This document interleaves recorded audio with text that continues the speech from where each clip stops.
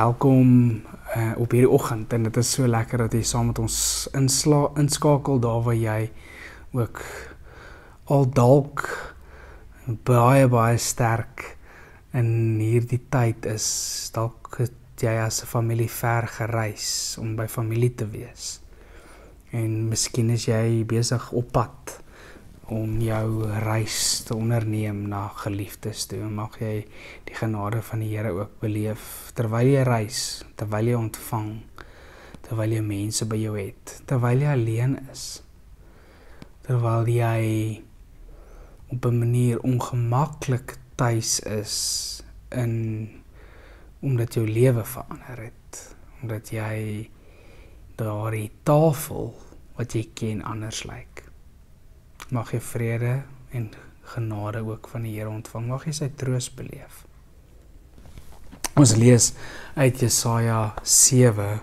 Ons lees vers 10 tot 16. Verder het die Here gesê, jy moet ook nog vir Agas sê, vra van die Here jou 'n teken, enige iets diep uit die doderyk of uit die hoogtes daarbo. Maar Agas het geantwoord, ek sal niks vra nie, ek sal die Here nie tart nie.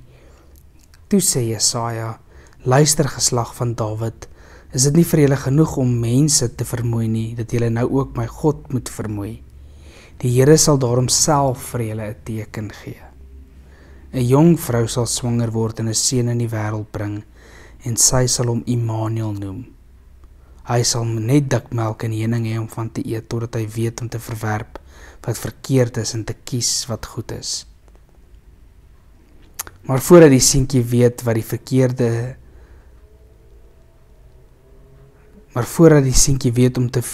om die verkeerde te verwerp en die goeie te kies, sal die lande van die twee konings vir wie jy bang is, verwoes lê. Die Here ook hierdie belofte, dat jy nie moet bang wees nie, hierdie teken, 'n vrou sal swanger word, 'n seun sal gebore word. Ons hoor hierdie belofte van Immanuel, God met ons. 'n Onseker volk kry die sekerheid van God se teenwoordigheid. God wat homself na hierdie wêreld toe bring. En dis baie interessant, 600 jaar voor die gebeure skryf hierdie profeet Jesaja hierdie ongelooflike profesie. En hierdie woorde, God met julle, God met ons, sal vir julle gebore word.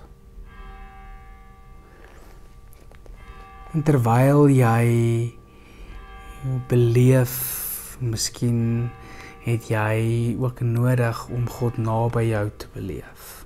Miskien het jy nodig dat hierdie God wat Immanuel genoem word, vir jou naby wees.